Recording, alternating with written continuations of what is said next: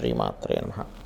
ప్రేక్షకులకి ఆ లలితాంబిక అమ్మవారి యొక్క అనుగ్రహం పరిపూర్ణంగా కలగాలని మనస్ఫూర్తిగా కోరుకుంటూ మనం ఈరోజు చెప్పుకోబోయేటువంటి టాపిక్ ఏమిటంటే, చాలామందికి కన్ఫ్యూజన్స్ ఉంటాయి. నేను ఏ దేవత ఆరాధన చేస్తే నా లైఫ్ బాగుంటుంది, ఏ దానము చేస్తే నాకు ఉండేటువంటి పూర్వజన్మ కర్మ తొలగుతుంది అనేటువంటి అన్వేషణలో ఒక దేవత దగ్గర ప్రారంభమవుతుంది వాళ్ళ యొక్క స్పిరిచువల్ జర్నీ. అలా ప్రారంభమై ఉదాహరణకి ఒక వెంకటేశ్వర స్వామిని చేస్తున్నారు అనుకోండి పూజ, ఇంకోరెవరో చెప్తారు నేను ఆంజనేయ స్వామిని చేసాను చాలా వచ్చిందంటే వెంకటేశ్వర స్వామితో పాటు ఆంజనేయ స్వామి, దాని తర్వాత ఇంకో దేవతా స్వరూపం అమ్మవారు, దాని తర్వాత ఇంకో స్వరూపం అలా పెరిగిపోతాయి. ఇందులో ఒక్కొక్క దేవతారాధన చేసినప్పుడు వాళ్ళకి కొన్ని మంచి మంచి అనుభూతులు కలిగినప్పుడు దాన్ని వదిలితే ఏమవుతుందో అనే దీంతో ఎక్కువ పెట్టేసుకొని కన్ఫ్యూజన్లో ఉంటారు. అసలు నేను ఏ దేవతను ఆరాధిస్తే మంచిది అనేటువంటిది ఇక్కడ ఒకటే గుర్తుపెట్టుకోవాలి. మీరు ఏ దేవతను ఆరాధించినా అది మూల పరమాత్మకే అందుతుంది. అయితే ఇక్కడ స్పెసిఫిక్గా అందరి రక్తము ఎర్రగా ఉన్నప్పటికీ ఒక్కొక్క గ్రూప్స్ ఉంటాయి. ఆ రక్తం వాళ్ళకి బాగా పనిచేస్తుంది, అంటే వాళ్ళకి బాగా సెట్ అవుతుంది, వాళ్ళకి ప్రాణాన్ని ఎలా కాపాడుతుందో ప్రతి లగ్నము, ప్రతి రాశి, లగ్నం తెలియని వారికి రాశి పరంగా మీరు ఏ దేవత ఆరాధన చేస్తే, ఏ స్వరూపంలో ఉన్న పరమాత్మని ఆరాధిస్తే అంతా ఒకటే గుర్తుపెట్టుకోండి, అందరూ ఒకటే. ఏ స్వరూపంలో ఉన్నటువంటి పరమాత్మని మీరు ప్రార్థిస్తే మీకు పూర్వజన్మ కర్మ తొలగుతుంది, ఏ దానము ఇస్తే మీకు బాగుంటుంది అనేటువంటి విషయాలు ఒక్కొక్క లగ్నరీత్యా, లగ్నం తెలియని వారి రాశిరీత్యా తెలుసుకుందాం. అయితే ఈ విషయాలు చెప్తుంది నేనైనప్పటికీ కూడా చెప్పేస్తుంది సాక్షాత్ లలిత అమ్మవారిగా భావిస్తూ, మిథున లగ్నము, మిథున రాశి. మిథునంలో ముఖ్యంగా ఉండేటువంటి నక్షత్రాలు మృగశిర 3-4 పాదాలు, ఆర్ద్ర నక్షత్రము, పునర్వసు 1, 2, 3 పాదాలు ఉంటాయి. ఈ నక్షత్రం వారు ఏ దేవతని ధ్యానం చేస్తే మంచిది? మృగశిర నక్షత్రం 3-4 పాదాలు మిథునంలో ఉన్నటువంటి వారికి, అంటే ఆ నక్షత్రాల్లో పుట్టినటువంటి వారికి ఆంజనేయ స్వామి యొక్క ఆరాధన ఖచ్చితంగా మంచి ఫలితాలు వస్తాయి. అయితే మీకు ఇక్కడ సందేహం కలుగుతుంది, ఏమంటే మీరు లగ్నం కూడా అంటున్నారు, ఒకవేళ లగ్నం కనుక ఆ డిగ్రీల్లో పడితే చేయొచ్చా? ఖచ్చితంగా చేయొచ్చు, అందులో ఎటువంటి సందేహం లేదు. కాకపోతే చంద్ర నక్షత్రాన్ని తీసుకోవడం చాలా మంచిది. చంద్రుడు మనసుకు కారకుడు కాబట్టి మనసుకి ధ్యానానికి సంబంధం ఉంటుంది. కావున అదేవిధంగా ఆర్ద్ర నక్షత్రంలో జన్మించాము మిథున రాశిలో, రుద్రుణ్ణి అంటే శివుణ్ణి కూడా ధ్యానం చేసుకోవచ్చు. రుద్ర రూపంలో ఉండేటువంటి ఓం రుద్రాయ నమః అనుకొని చేసుకోవచ్చు, లేదా రుద్ర మంత్రాన్ని ప్లే చేస్తూ కూడా ధ్యానంలోకి వెళ్ళవచ్చు. పునర్వసు నక్షత్రంలో పుట్టామండి అని అనుకునేటువంటి వారు దత్తాత్రేయుడిని ధ్యానం చేసుకోవడం చాలా మంచిది. ఇక ఈ లగ్నంలో పుట్టాము, మిథున లగ్నంలో జన్మించాము, ఏ పదార్థాన్ని దానంగా ఇస్తే మీకు పూర్వజన్మ కర్మ తొలగుతుంది? ఎందుకంటే పూర్వజన్మ కర్మ మనకు అడ్డుపడుతూ ఉంటుంది, గుర్తుపెట్టుకోండి. మనం ఏ ప్రయత్నం చేస్తున్నా ఎందుకు సాగట్లేదు అంటే పూర్వజన్మ కర్మ అడ్డుపడుతుంది.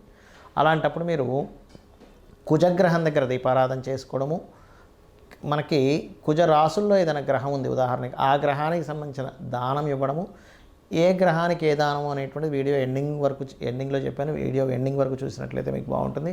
అదేవిధంగా ఏ గ్రహానికి సంబంధించిన ఏ గోవుకి ఏం తినిపించాలో కూడా చెప్పాను.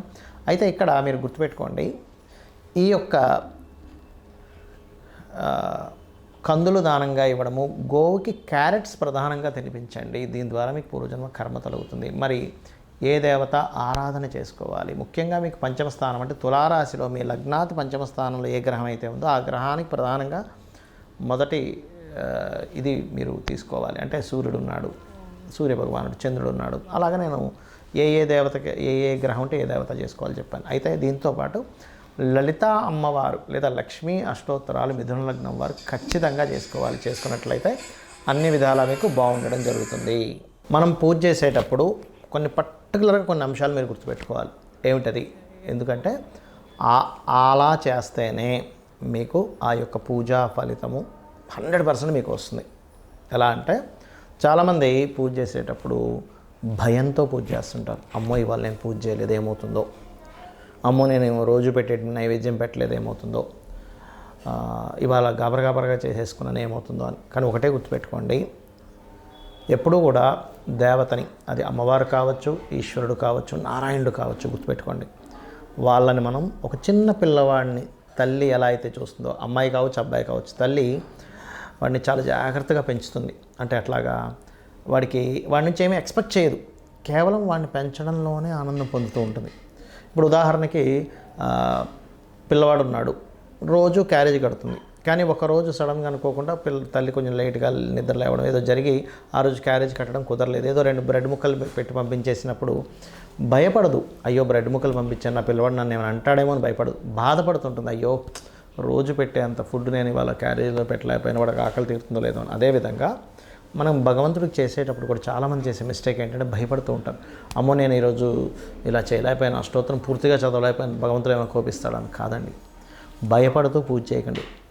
అయ్యో ఇలా చేయలేకపోయానే అనేటువంటి భావంతో చేయండి. ఎందుకంటే లలితా సహస్రనామాల్లో భవానీ భావనాగమ్య భవారణ్య కుటారిక అని నామం ఉంటుంది. అంటే మీ భావన చాలా ముఖ్యం భగవంతుడి మీద. అలాగే మరొక విషయం ఏంటంటే ఇక్కడ మీకు పంచమాధిపతి ఎవరవుతారో ఆ దేవత ఆరాధన చేసుకోవాలని చెప్పాను నేను మీకు. అయితే ఇక్కడ పంచమ స్థానంలో కూడా గ్రహాలు ఉంటాయి సమ్ టైమ్స్. అంటే ఒక్కోసారి పంచమ స్థానంలో రవి ఉన్నాడు అనుకోండి. ఉదాహరణకి సహజంగా మేషలగ్నానికి అయితే పంచమాధిపతి రవి, కానీ అందరికీ పంచమాధిపతి రవి అవ్వాలని రూల్ లేదు. ఒక్కోసారి రవి ఉంటాడు అక్కడ. రవి ఉన్నప్పుడు ఆ ఉన్న గ్రహానికి ఎక్కువ ప్రాధాన్యత ఇవ్వండి.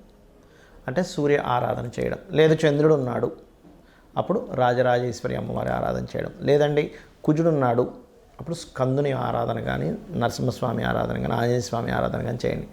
లేదండి బుధగ్రహం ఉందండి మాకు అక్కడ, అయితే ఇక్కడ ఉన్న గ్రహం ఎలా ఉంది, బాగా పాపకత్తిరిలో ఉండి లేకపోతే ఎక్కువ పాపగ్రహాలతో ఇంకొంచెం తీవ్రంగా చేయాలని అర్థం. సౌమ్య గ్రహాలతో ఉంటే సౌమ్యంగా సరిపోతుంది. తీవ్రంగా చేయడం అంటే ఏమిటి అంటే ఇంకాస్త కఠినంగా, అంటే ఇంకొంచెం హోమాలు చేయడం కానీ తర్పణాలు చేయడం కానీ కాస్త ఎక్కువగా చేయాలి. బుధగ్రహం ఉంది నారాయణుని విష్ణువుని, గురుగ్రహం ఉన్నది అక్కడ పంచమంలో, అప్పుడేంటి మీరు ఆ యొక్క దత్తాత్రేయుని ఆరాధించడము, దక్షిణామూర్తి ఆరాధన చేయాలి.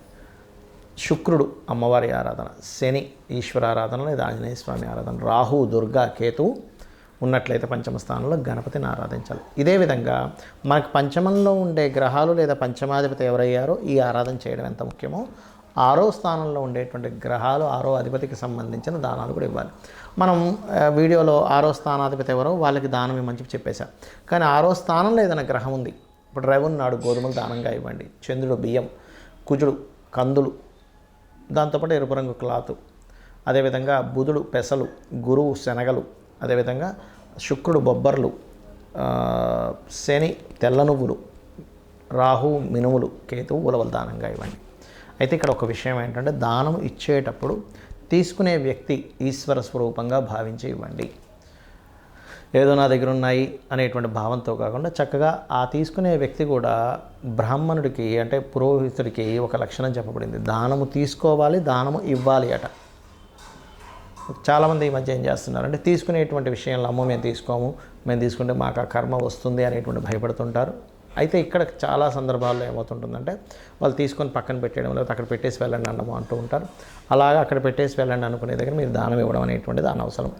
మరి అలాంటప్పుడు కొంతమంది అడుగుతుంది ఏంటంటే ఏమంటే మరి ఈ దాన ప్రక్రియలో గోవుకి ఏమైనా పెట్టొచ్చా అంటూ ఉంటారు. గోవులకి ఈ దానం ఇచ్చేది పెట్టకండి.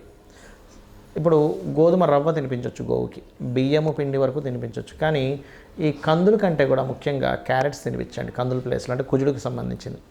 అలా కాదు శనగలు ఇస్తున్నాము గురువుకి సంబంధించింది, అలాంటి సమయంలో మీరు ఆ గ్రహానికి సంబంధించిన అరటికాయలు తినిపించవచ్చు గురువుకి సంబంధించిన విషయంలో.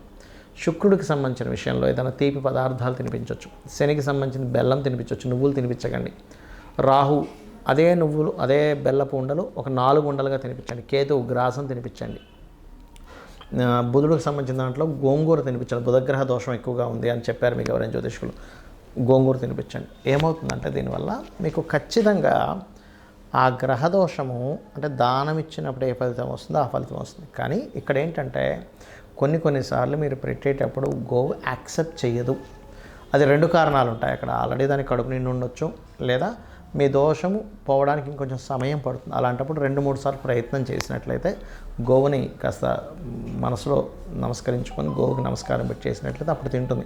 గోవు ఎప్పుడైతే స్వీకరించిందో అక్కడ మీకు దోషం పోతుందని అర్థం. అందులో ముఖ్యంగా దేశీవాలి గోవుకు పెట్టండి, జెర్సీ ఆవుకు పెట్టండి, కానీ పాపం పోతుంది అంటే మీ యొక్క కర్మ తొలగుతుందనే భావంతో పెట్టకండి. ఒక జీవికి పెడుతున్నాము ఆహారం పెడుతున్నాను అనేటువంటి మానవతా దృక్పథంతో పెట్టండి. కానీ జెర్సీ ఆవుకి ఆ పవర్స్ ఉండవు, బికాజ్ ఆఫ్ అది పిగ్ స్పెర్మ్తో తయారైంది కాబట్టి దానికి ఎనర్జీ ఉండదు. దేశీవాలి గోవుకే ఎనర్జీ ఉంటుంది, ఇది గుర్తుపెట్టుకోండి.